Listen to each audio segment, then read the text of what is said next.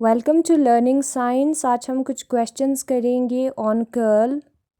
आज का हमारा क्वेश्चन है prove that divergence of A vector cross product B vector is equal to B vector dot product curl of A minus A vector dot product curl of B, जिसको mathematically यहाँ पर लिखा है। इस चीज़ को हमें प्रूव करना है और सोल्यूशन यहाँ पर दिया है। तो सबसे पहले हम क्वेश्चन को नोट करेंगे। क्वेश्चन को हमने यहाँ पर लिखा है और उसका हम निकालेंगे सोल्यूशन। तो हम लेंगे लेफ्ट हैंड साइड को। लेफ्ट हैंड साइड पर लिखा है divergence of A vector cross product B vector, और वो इक्वल होता है डाइवर्जेंस की जगह पर हमें लिखना है डेल ऑपरेटर के साथ डॉट प्रोडक्ट, क्योंकि डाइवर्जेंस जो है इस टर्म के बराबर होता है। फिर हम लिखेंगे A vector cross product B vector, जो कि एक वेक्टर है। ठीक है, डेल ऑपरेटर का वैल्यू हमें पता है, तो सबसे पहले हम लिखेंगे डेल ऑपरेटर का वैल्यू। डेल ऑपरेटर का वैल्यू होता है I cap del upon del X plus J cap del upon del Y plus के cap del upon del Z. फिर उसके बाद हम लिखेंगे डॉट प्रोडक्ट को। फिर हम इस वाले वेक्टर को लिखेंगे A vector cross B vector, जिसका आंसर भी एक वेक्टर होगा। ठीक है, क्योंकि डाइवर्जेंस जो है वो सिर्फ वेक्टर का निकलता है। नाउ ये जो वेक्टर है उसके साथ हमें ये जो तीनों टर्म्स है उस तीनों को डॉट प्रोडक्ट करना है। ऐसा हम कर सकते हैं क्योंकि बीच में प्लस साइन है। ठीक है, तो I cap del upon del X dot product A cross B vector आएगा। फिर आएगा plus J cap del upon del Y dot product A cross B vector. फिर आएगा प्लस के cap del upon del Z dot product A cross B vector. फिर उसके बाद हमें क्या करना है, फिर उसके बाद जो है इस वाले टर्म को हमें लिखना है। इन दोनों टर्म को नहीं लिखेंगे क्योंकि सेम है।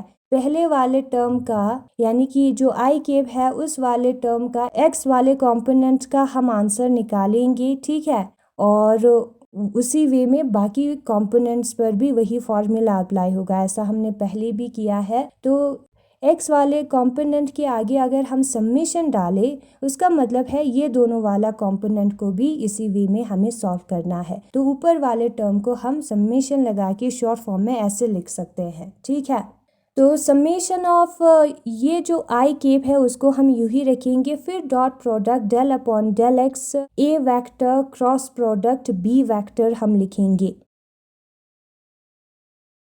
ये जो वेक्टर है इसका हमें डिफ्रेंसिएशन करना होगा विद रिस्पेक्ट टू एक्स, क्योंकि इसके अंदर मैग्नीट्यूड है। ठीक है, फिर उसके बाद ये जो del A cross B del X है वो बराबर होता है del A vector upon del x cross product B vector plus A vector cross product del B vector upon del x के।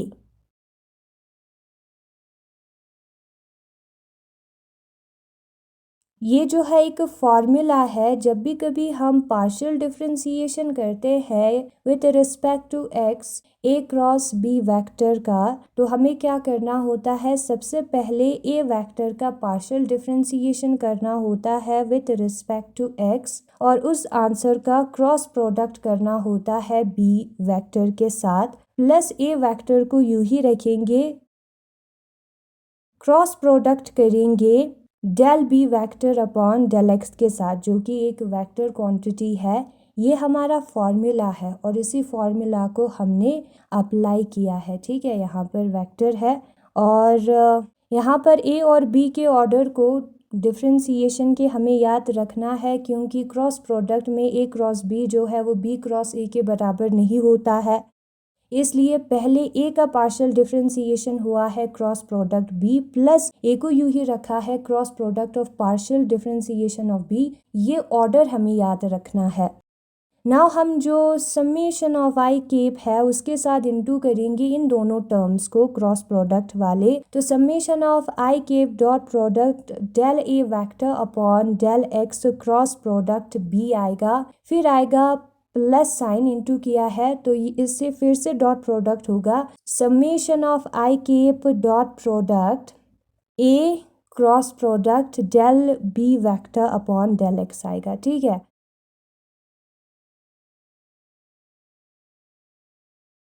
फिर उसके बाद ये जो A cross del B upon del X है उसका ऑर्डर चेंज करेंगे, आगे और पीछे करेंगे। इस टर्म को तो वैसे ही हमें उतारना है summation of I cap del A vector upon del x cross product B करके।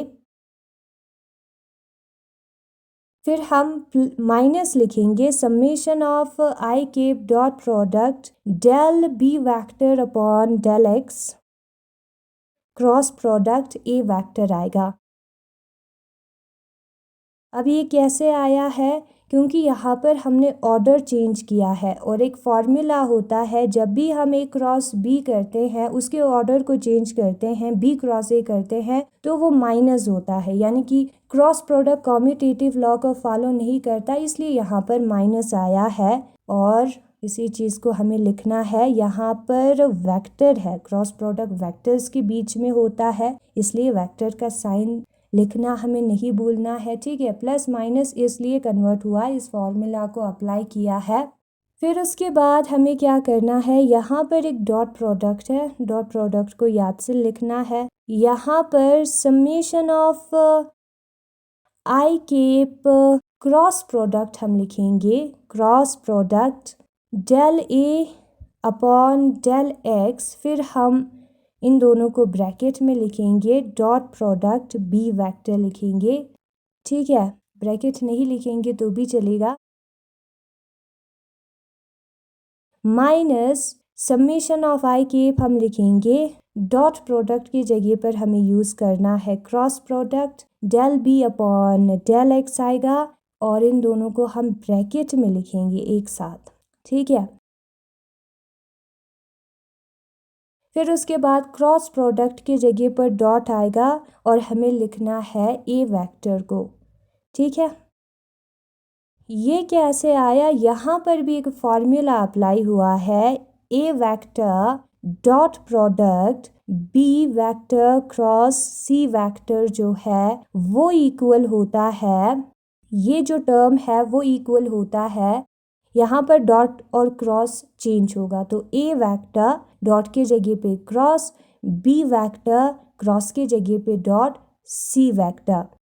अब ये जो ए वेक्टर क्रॉस बी वेक्टर है उसको हमें ब्रैकेट में लिखना है, क्रॉस प्रोडक्ट वाले टर्म्स को ब्रैकेट में लिखना है, क्योंकि वो हमें एक वेक्टर क्वांटिटी देता है। ठीक है, और वेक्टर क्वांटिटी का ही डॉट प्रोडक्ट होता है, तो इसलिए यहाँ पर हमने डॉट, इसी फॉर्मूला को अप्लाई करके डॉट के जगह पर क्रॉस, ब्रैकेट क्रॉस के जगह पर डॉट लिखा है, माइनस साइन तो वैसे ही आएगा, और यहाँ पर हमने क्रॉस लिखा है डॉट के जगह पर और क्रॉस के जगह पर डॉट लिखा है, और जहाँ पर भी क्रॉस प्रोडक्ट हुआ है वहाँ पर हमने ब्रैकेट का यूज़ किया है, क्योंकि वो एक वेक्टर क्वांटिटी हमें देता है। ठीक है, फिर उसके बाद हमें क्या करना है, फिर उसके बाद जो है फिर एक फॉर्मूला अप्लाई करना है, बी को पहले लिखना है, फिर हमें लिखना है डॉट प्रोडक्ट, फिर जो ब्रैकेट के अंदर टर्म है उसको लिखना है, इंटरचेंज करना है डॉट प्रोडक्ट के आगे जो आगे और जो पीछे टर्म्स है। ठीक है,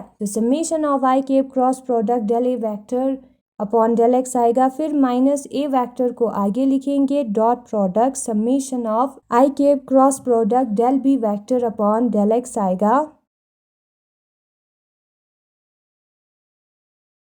अब यहाँ पर भी एक फॉर्मूला अप्लाई हुआ है जो कि है A dot product B is equal to B dot product A, यानी कि ये हमारा ए बी जो है, ए बी वैक्टर जो है कॉम्यूटेटिव लॉ फॉलो करता है, वही रिप्रेजेंट करता है ये चीज़, और इसी चीज़ को हमने यहाँ पर लिखा है। ठीक है, फिर उसके बाद हमें क्या करना है, ये जो बी वेक्टर है उसको यूं ही लिखना है, डॉट प्रोडक्ट, ये जो ब्रैकेट के अंदर टर्म है वो कर्ल ऑफ ए वेक्टर के बराबर है। ठीक है, minus A vector dot product हम लिखेंगे, और ये जो ब्रैकेट के अंदर टर्म है वो कर्ल ऑफ, यहाँ पर बी है तो बी वेक्टर है। ठीक है,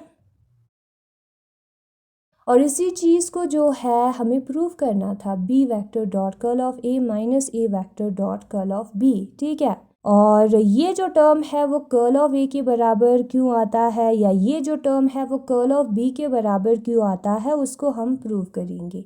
इस वाले को प्रूव करेंगे, ये वाला जो है खुद ब खुद प्रूव हो जाएगा, सिर्फ ए के जगह पर बी आएगा। ठीक है, तो नोट में मैं प्रूव कर देती हूँ। सबसे पहले हम कर्ल ऑफ ए निकालेंगे।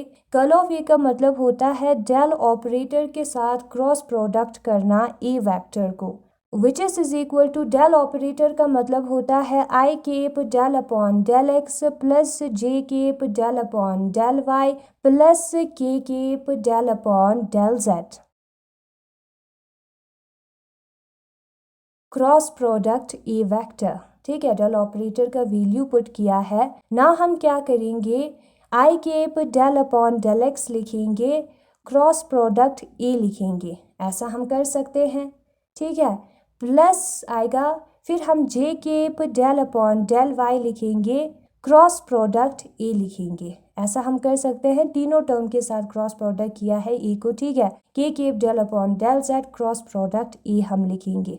और फिर उसके बाद हमें क्या करना है, सिर्फ x वाले कंपोनेंट को लेना है। ठीक है, y और z कंपोनेंट सेम है, सिर्फ y और z एक्सिस पर है। x वाले कंपोनेंट को हम सॉल्व करेंगे, x वाले कंपोनेंट का आंसर निकालेंगे, और उसके आगे अगर हम समेशन का यूज़ करें, मतलब है कि इसी तरीके से y और k वाले कंपोनेंट्स को सॉल्व करना है और सम करना है, प्लस करना है। ठीक है, इसको सॉल्व करना है, इसको सॉल्व करना है और प्लस करना है, उसका मतलब है समेशन। तो ऊपर वाला टर्म को हम शॉर्ट फॉर्म में नीचे ऐसे लिख सकते हैं, समेशन ऑफ आई केप, इन दोनों को आगे पीछे हम लिख सकते हैं del A vector upon del x हम लिख सकते हैं, क्योंकि वो एक वेक्टर क्वांटिटी हमें देगा। यही हमारा कर्ल ऑफ ए है, और इसी चीज़ को हमें प्रूव करना था और हमने प्रूव कर लिया। Divergence of A cross B का आंसर हमने प्रूव कर लिया। हमारे पास एक रिजिड बॉडी है जो कि रोटेट हो रहा है यूनिफॉर्म एंगुलर वेलोसिटी ओमेगा के साथ एक एक्सिस के अबाउट, जो कि उससे पास हो रहा है। ठीक है, ये गिवन है, और हमें प्रूव करना है कि जो कर्ल है वी वेक्टर का, जहाँ पर वी वेक्टर लीनियर वेलोसिटी है, वो इक्वल है टू ओमेगा वेक्टर के। इस चीज़ को हमें प्रूव करना है, और इसका सल्यूशन जो है वो यहाँ पर दिया है, इसको हम निकालेंगे, उसको हम प्रूव करेंगे कॉपी पर। ठीक है, तो क्वेश्चन को मैंने यहाँ पर उतारा है, कर्ल ऑफ वी वेक्टर जो है वो टू ओमेगा वेक्टर के बराबर है, उसी चीज़ को हमें प्रूव करना है, इसलिए उतना ही लिखा है। तो सल्यूशन हम लिखेंगे। सबसे पहले वी नो दैट, हमें पता है, हमें क्या पता है, हमें ये पता है कि जो लीनियर वेलोसिटी है वो बराबर होता है angular velocity cross product position vector के, उसी को हमने यहाँ पर लिखा है। और यहाँ पर जो आर वेक्टर है वो हमारा पोजीशन वेक्टर है, और उसका वैल्यू हमें पता है, आर वेक्टर जो है वो इक्वल होता है एक्स आई केप प्लस वाई जे केप प्लस जेड के केप के, और ये हमारा है पोजीशन वेक्टर। तो उसी चीज़ को हम लिखेंगे, is the position vector, r vector is the position vector. फिर उसके बाद हम क्या करेंगे, जो लीनियर वेलोसिटी है वो angular velocity cross product position vector के बराबर है। फिर उसके बाद हम लीनियर वेलोसिटी को उसके कंपोनेंट फॉर्म में लिखेंगे, वी एक्स आई केप प्लस वी वाई जे केप प्लस वी जेड के केप, और उसी तरीके से एंगुलर वेलोसिटी को उसके कंपोनेंट फॉर्म में लिखेंगे, ओमेगा एक्स आई केप प्लस ओमेगा वाई जे केप प्लस ओमेगा जेड के केप। नाउ हम निकालेंगे कर्ल वी वेक्टर का। वी वेक्टर का कर्ल निकालने के लिए हमें लिखना है कर्ल ऑफ वी वेक्टर, और कर्ल का मतलब होता है डेल ऑपरेटर के साथ क्रॉस प्रोडक्ट करना वी वेक्टर को, और यहाँ पर हम डेल ऑपरेटर के साथ क्रॉस प्रोडक्ट लिखेंगे। फिर उसके बाद वी वेक्टर का वैल्यू होता है omega vector cross r vector के, ऊपर दिया है। ठीक है, और यहाँ पर क्रॉस प्रोडक्ट है। ठीक है, और इसी वैल्यू को हम निकालेंगे। नाउ सबसे पहले हम डेल ऑपरेटर क्रॉस प्रोडक्ट को लिखेंगे, ब्रैकेट के अंदर जो टर्म है उसको निकालना है। तो ओमेगा वेक्टर का वैल्यू लिखते हैं उसके कॉम्पोनेंट फॉर्म में, which is equal to omega X I cap plus omega Y J cap plus omega Z के केप। फिर हम लिखेंगे क्रॉस प्रोडक्ट को, आर वेक्टर का वैल्यू लिखते हैं जो कि इक्वल है एक्स आई केप प्लस वाई जे केप प्लस जेड के केप की। ठीक है, ब्रैकेट बंद। डेल ऑपरेटर के साथ क्रॉस प्रोडक्ट करना है तो उसको हम लिखेंगे, यहाँ पर क्रॉस प्रोडक्ट है मतलब कि हमें डिटर्मिनेंट निकालना है, तो आई केप जे केप और के केप को लिखते हैं सबसे पहले, जो कि दोनों टर्म्स में प्रेजेंट है। फिर उसके बाद आई केप के जो आगे टर्म है उसको लिखेंगे ओमेगा एक्स, जे केप के जो आगे टर्म है उसको लिखेंगे और के केप के जो आगे टर्म है उसको लिखेंगे। यहाँ पर भी वही करना है, y के केप के आगे है z और इसका हमें निकालना है डिटर्मिनेंट। डेल ऑपरेटर के साथ क्रॉस प्रोडक्ट करना है, फिर हम लिखेंगे डिटर्मिनेंट को। सबसे पहले हम ब्रैकेट का यूज़ करेंगे, आई केप को लिखेंगे, जिस रो और कॉलम में आई केप प्रेजेंट है उसको नहीं लिखना है, रिमेनिंग एलिमेंट्स का हमें निकालना है डिटर्मिनेंट, जो कि है omega y omega z y and z. फिर हम लिखेंगे माइनस जे केप को। ठीक है, जिस रो और कॉलम में जे केप प्रेजेंट है उसको नहीं लिखना है, रिमेनिंग एलिमेंट्स का हमें निकालना है डिटर्मिनेंट। यहाँ पर प्लस माइनस ऐसे आता है, इसलिए प्लस माइनस और के प्लस में होगा। ठीक है, ये हमें पता है। रिमेनिंग एलिमेंट्स का हम निकालते हैं डिटर्मिनेंट, जो कि है omega x omega z x और जेड का डिटर्मिनेंट। प्लस के केप को हम लिखेंगे, जिस रो और कॉलम में के केप प्रेजेंट है उसको नहीं लिखना है, रिमेनिंग एलिमेंट्स का हमें निकालना है determinant omega x omega y x और वाई, और हमारा ब्रैकेट होगा बंद। डेल ऑपरेटर के साथ हमें करना है क्रॉस प्रोडक्ट, फिर उसके बाद हम आई केप को लिखेंगे। ठीक है, ब्रैकेट का यूज़ करना है, इन दोनों टर्म को इंटू करेंगे तो हमें मिलेगा जेड ओमेगा वाई, और इन दोनों टर्म को इंटू करेंगे तो हमें मिलेगा वाई ओमेगा जेड, बीच में आएगा माइनस क्योंकि ये फॉर्मूला है। फिर उसके बाद हमें लिखना है माइनस जे केप, इन दोनों को इंटू करना है तो आएगा जेड ओमेगा एक्स, और इन दोनों को इंटू करेंगे तो आएगा एक्स ओमेगा जेड, बीच में आएगा माइनस, प्लस के केप, इन दोनों डायगोनल एलिमेंट्स को इंटू करना है तो आएगा y omega x minus x omega y. ठीक है, ये फॉर्मूला है। फिर उसके बाद हमें डेल ऑपरेटर का वैल्यू लिखना है, जो कि है I cap del upon del X plus J cap del upon del Y plus के cap del upon del Z. फिर है क्रॉस प्रोडक्ट, डेल ऑपरेटर का वैल्यू लिखने के बाद क्रॉस प्रोडक्ट लिखेंगे, फिर उसके बाद इस वाले टर्म को लिखेंगे z omega y minus y omega z i cap, और इस माइनस से दोनों टर्म्स को इंटू करना है, तो सबसे पहले माइनस वाला टर्म आ जाएगा प्लस बनकर, फिर माइनस जेड ओमेगा एक्स आएगा। ठीक है, माइनस से इंटू किया है जे के, प्लस इस वाले टर्म को लिखेंगे y omega x minus x omega y k cap, bracket बंद। ना हम क्या करेंगे, उसके बाद जो है क्रॉस प्रोडक्ट निकालेंगे इन दोनों टर्म्स का। क्रॉस प्रोडक्ट में आई केप जे केप और के केप को हमें लिखना है, जो कि दोनों में प्रेजेंट है। फिर हम लिखेंगे del upon del x del upon del y और डेल अपॉन डेल जेड। फिर आई केप के जो आगे टर्म है उसको लिखेंगे z omega y minus y omega z. J cap के जो आगे टर्म है उसको लिखेंगे x omega z minus z omega x. K cap के जो आगे टर्म है उसको लिखेंगे y omega x minus x omega y, और उसका हम निकालेंगे डिटर्मिनेंट। तो इसका हम निकालते हैं डिटर्मिनेंट। डिटर्मिनेंट को निकालने के लिए हमें क्या करना है, सबसे पहले आई केप को लिखना है, जिस रो एंड कॉलम में आई केप प्रेजेंट है उस एलिमेंट्स को नहीं लिखना है, रिमेनिंग का हमें निकालना है डिटर्मिनेंट। तो ये टर्म्स बचता है z omega x del upon del z y omega x minus x omega y, उसका हमें निकालना है डिटर्मिनेंट। फिर हम लिखेंगे माइनस जे केप को, जिस रो और कॉलम में माइनस जे केप प्रेजेंट है उसको हमें नहीं लिखना है। रिमेनिंग टर्म्स को हम लिखेंगे del upon del x z omega y minus y omega z. फिर हम इस वाले टर्म को लिखेंगे जे केप, इनको डिलीट करने के बाद ये जो टर्म है वो बचेगा, उसको लिखेंगे डेल अपॉन डेल जेड। फिर ये वाला टर्म आएगा y omega z x minus x omega y, ठीक है।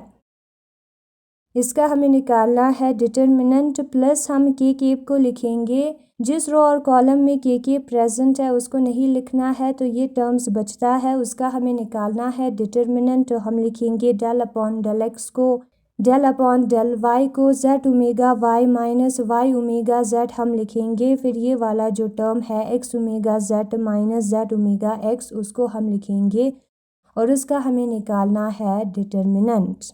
फिर उसके बाद हमें क्या करना है, हमें लिखना है आई केप को, फिर इन दोनों टर्म को हमें इनटू करना है जो कि डायगोनली प्रेजेंट है। ऑर्डर मैटर करता है तो ऑर्डर को याद रखना है, ठीक है।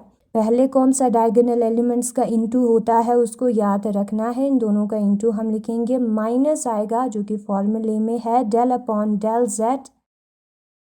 फिर आएगा x omega z minus z omega x और ब्रैकेट होगा बंद। फिर हम लिखेंगे माइनस जे केप को, इन दोनों एलिमेंट्स को डायगोनली इनटू करेंगे जो कि होगा डेल अपॉन डेल एक्स। फिर ये वाला टर्म आएगा y omega x minus x omega y. फिर बीच में माइनस साइन आएगा और इन दोनों एलिमेंट्स को इनटू करेंगे तो आएगा डेल अपॉन डेल जेड। ये वाला टर्म आएगा z omega y minus y omega z. फिर हम लिखेंगे प्लस के केप को, ठीक है। प्लस के केप को लिखने के बाद इन दोनों टर्म्स को इनटू करेंगे तो हमें क्या मिलेगा, इन दोनों टर्म्स को इनटू करने पर हमें मिलेगा del upon del x x omega z minus z omega x. फिर आएगा माइनस साइन, इन दोनों को इनटू करेंगे तो हमें मिलेगा del upon del y z omega y minus y omega z और ब्रैकेट को हमें करना है बंद। फिर उसके बाद हमें क्या करना है, फिर उसके बाद हमें लिखना है आई केप को, ठीक है। यहाँ पर यूनिफॉर्म एंगुलर वेलोसिटी कहा है। यूनिफॉर्म एंगुलर वेलोसिटी है हमारा एंगुलर वेलोसिटी ओमेगा। इसका मतलब है यूनिफॉर्म का मतलब कि ओमेगा कांस्टेंट है, ठीक है। यूनिफॉर्म का मतलब है कांस्टेंट, तो उसका जो कंपोनेंट्स है ओमेगा एक्स ओमेगा वाई और ओमेगा जेड वो भी कांस्टेंट होगा। ये जो तीन टर्म है वो कांस्टेंट होगा। इसको मैं कॉपी पर नहीं लिखूंगी, ठीक है। ये कांस्टेंट है, यहाँ पर मैं सी लिख देती हूँ। ये वाला टर्म भी कांस्टेंट है ओमेगा वाई और ये वाला टर्म ओमेगा जेड जो है वो भी कांस्टेंट है। नाउ हमें वाई ओमेगा एक्स का पार्शियल डिफ्रेंसिएशन करना है with respect to y. Omega x constant है तो वो बाहर आएगा, del y upon del y जो है वो हमें करना होगा। और partial differentiation of y with respect to y होता है 1 ओमेगा एक्स इंटू 1 होगा ओमेगा एक्स, ठीक है। तो ये जो टर्म है वो हमें ओमेगा एक्स के बराबर मिलेगा। फिर हमें माइनस साइन को लिखना है, ये जो एक्स है वो कांस्टेंट है। जब हम पार्शियल डिफ्रेंसिएशन करते हैं विद रिस्पेक्ट टू वाई तब एक्स जो है वो कांस्टेंट होता है। कांस्टेंट इंटू कांस्टेंट जो है वो कांस्टेंट होगा और कांस्टेंट का डिफ्रेंसिएशन होगा 0। कांस्टेंट इंटू कांस्टेंट होता है कांस्टेंट और उसका डिफ्रेंसिएशन होता है 0, तो उसको हम यहाँ पर लिखेंगे। फिर उसके बाद हम माइनस साइन को लिखेंगे। यहाँ पर x और ओमेगा z है जो कि दोनों कांस्टेंट है। जब हम z के साथ पार्शियल डिफ्रेंसिएशन करते हैं तो 0 आएगा। z का differentiation with respect to z 1 होगा। ओमेगा x कांस्टेंट है तो ओमेगा x आएगा, ठीक है। तो इस वाले टर्म को मैं कैसे डिफ्रेंशिएट होता है यहाँ पर लिख देती हूँ। हमें पार्शियल डिफ्रेंसिएशन करना है z ओमेगा x का विद रिस्पेक्ट टू z। तो इसका डिफ्रेंसिएशन कैसे होता है, ओमेगा एक्स कांस्टेंट है तो बाहर आएगा डिफ्रेंसिएशन के del z upon del z बचेगा और इसका डिफ्रेंसिएशन जो है वो 1 होता है। ओमेगा एक्स इंटू 1 जो है 1 नहीं ओमेगा एक्स के बराबर होता है, तो हमें आंसर में मिलता है ओमेगा एक्स। ऐसे होता है डिफ्रेंसिएशन एक टर्म का जिसमें एक कांस्टेंट इनटू वेरिएबल है जिसको हमें डिफ्रेंशिएट करना है, ठीक है। तो ओमेगा एक्स आता है तो z ओमेगा x का partial differentiation with respect to z जो है वो ओमेगा x के बराबर होगा। माइनस यहाँ पर दिया है तो माइनस लिखना है, तो माइनस ओमेगा x आएगा। ठीक है, उसी तरीके से यहाँ पर माइनस जे केप आएगा। यहाँ पर y यहाँ पर x है, इन दोनों का डिफरेंशिएशन नहीं हो सकता, ये पूरा टर्म कांस्टेंट है तो ज़ीरो होगा। x का differentiation with respect to x होगा 1 ओमेगा y, यूँ ही रहेगा तो ओमेगा y आएगा। 1 इंटू ओमेगा y होता है। ठीक है, उसी तरीके से इसका डिफरेंशिएशन ओमेगा y होगा और इस टर्म का डिफरेंशिएशन जो है वो ज़ीरो होगा, तो ओमेगा y माइनस ज़ीरो आएगा, प्लस हम के केप को लिखेंगे। ठीक है, फिर उसके बाद ये जो टर्म है उसका differentiation with respect to x partially जो है ओमेगा जेड के बराबर होगा। ये दोनों कांस्टेंट है विथ रिस्पेक्ट टू एक्स, तो ज़ीरो होगा इसका डिफरेंशिएशन। माइनस ये दोनों टर्म जो है वो कांस्टेंट है विथ रिस्पेक्ट टू वाई, तो ज़ीरो होगा। और ये जो टर्म है उधर y है तो इसका differentiation with respect to y partially जो है ओमेगा z के बराबर होगा, और इस ब्रैकेट को हमें करना है बंद। फिर उसके बाद हमें क्या लिखना है, आई केप को लिखना है। ओमेगा x में से जब हम ज़ीरो निकालेंगे तो आएगा ओमेगा x, और माइनस यहाँ पर है तो माइनस लिखेंगे। ज़ीरो माइनस ओमेगा x जो है वो माइनस ओमेगा x के बराबर होता है। फिर हम लिखेंगे माइनस जे केप को, ज़ीरो माइनस ओमेगा वाई जो है माइनस ओमेगा वाई के बराबर होता है। माइनस साइन को लिखेंगे, ओमेगा वाई माइनस ज़ीरो जो है वो ओमेगा वाई के बराबर होता है। फिर हम लिखेंगे प्लस के केप को, ओमेगा जेड माइनस ज़ीरो जो है वो ओमेगा जेड के बराबर होता है। फिर उसके बाद माइनस यहाँ पर है, ज़ीरो माइनस ओमेगा जेड जो है वो माइनस ओमेगा जेड के बराबर होता है, और ब्रैकेट हमारा होगा बंद। आई केप हम लिखेंगे, omega x minus into minus होता है प्लस, तो omega x plus omega x हमें मिलेगा। ठीक है, फिर हम माइनस जे केप को लिखेंगे, यहाँ पर माइनस ओमेगा वाई है, यहाँ पर माइनस है, अंदर है प्लस, माइनस इंटू प्लस होता है माइनस, तो माइनस ओमेगा वाई आएगा।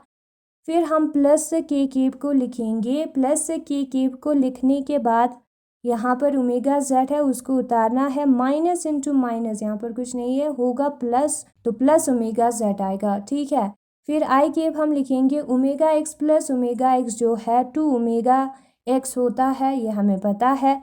माइनस जे केप को हम नीचे उतारेंगे, माइनस ओमेगा वाई जो है माइनस टू ओमेगा वाई होता है, माइनस वन माइनस टू होता है ना, वही है। प्लस के cap omega z plus omega z जो है टू ओमेगा जेड के बराबर होगा। हम लिखेंगे टू ओमेगा जेड को पहले, फिर हम लिखेंगे आई केप को। ठीक है, ऐसे हम लिख सकते हैं। माइनस इंटू माइनस होता है प्लस, टू ओमेगा वाई को पहले लिखेंगे, फिर हम लिखेंगे जे केप को, प्लस टू ओमेगा जेड के केप लिखेंगे। अब हम यहाँ पर देख सकते हैं कि ये जो टू है वो तीनों में प्रेजेंट है, तो हम उसको कॉमन बाहर निकाल सकते हैं। तो टू को बाहर निकालेंगे, ब्रैकेट के अंदर आएगा ओमेगा एक्स आई केप प्लस ओमेगा वाई जे केप प्लस ओमेगा जेड के केप। टू को हम लिखेंगे, ये जो टर्म है ब्रैकेट के अंदर वो बराबर होता है ओमेगा वेक्टर के। ये जो टर्म है ब्रैकेट के अंदर ओमेगा वेक्टर का कॉम्पोनेंट है, और इसी चीज़ को हमें प्रूव करना था। Curl of v is equal to two omega हमने प्रूव कर लिया। नेक्स्ट क्वेश्चन हमारा यहाँ पर ई वेक्टर दिया है, ये एक ई रोटेशनल फील्ड है करके हमें प्रूव करना है। ई रोटेशनल फील्ड का मतलब होता है कि उसका कर्ल ज़ीरो के बराबर है। डेल क्रॉस ई का मतलब होता है डिटर्मिनेंट निकालना। डेल ऑपरेटर का वैल्यू यहाँ पर दिया है, ई वेक्टर का भी वैल्यू हमने यहाँ पर निकाला है। हमें पता है डिटर्मिनेंट कैसे निकालना है। यहाँ पर जेड के केप नहीं है तो उसका वैल्यू होगा ज़ीरो। ठीक है, और डेल क्रॉस ई वेक्टर हम निकालेंगे, और डेल क्रॉस ई वेक्टर निकालने पर हमें ये वैल्यू मिलेगा। इसका डिफरेंशिएशन नहीं हो सकता विद रिस्पेक्ट टू जेड, इसका भी नहीं हो सकता विद रिस्पेक्ट टू जेड, तो आएगा ज़ीरो। ठीक है, इसका डिफरेंशिएशन नहीं हो सकता विथ रिस्पेक्ट टू जेड, तो आएगा ज़ीरो। इसका डिफरेंशिएशन हो सकता है विथ रिस्पेक्ट टू एक्स, इसका नहीं हो सकता, और इसका हो सकता है, और हमें मिलता है 6x माइनस 6x जो कि ज़ीरो के बराबर होता है। ज़ीरो प्लस ज़ीरो होगा ज़ीरो, और ज़ीरो का मतलब है कि ये एक ई रोटेशनल फील्ड है। इस क्वेश्चन को आपको खुद प्रैक्टिस करना है, खुद आंसर निकालना है। आंसर मैंने यहाँ पर दिखाया है।